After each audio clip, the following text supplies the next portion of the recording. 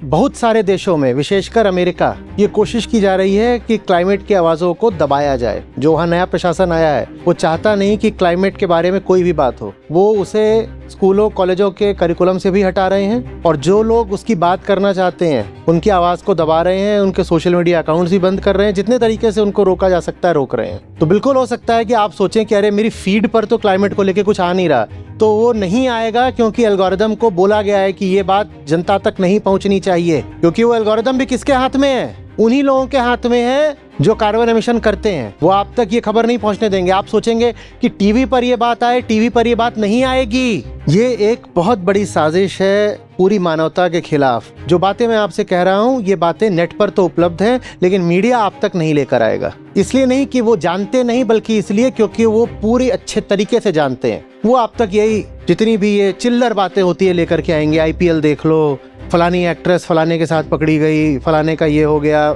फलाने का बछड़ा कुएं में गिर गया, हिंदू ने मुसलमान को दौड़ा लिया। ये वो आपको इसमें उलझा कर रखेंगे ताकि जो अस्तित्वगत संकट है वो आपको पता ही न लगे। आपको एक नशा दिया जा रहा है ताकि आप बस नशे की पिनक में ऐसे बेहोशी में ही मर जाओ, शांतिपूर्वक मर जाओ। नहीं तो आप विद्रोह कर दोगे, क्रांति कर दोगे ना। क्रांति कर दोगे तो उनके न्यस्त स्वार्थों पर चोट पड़ती है।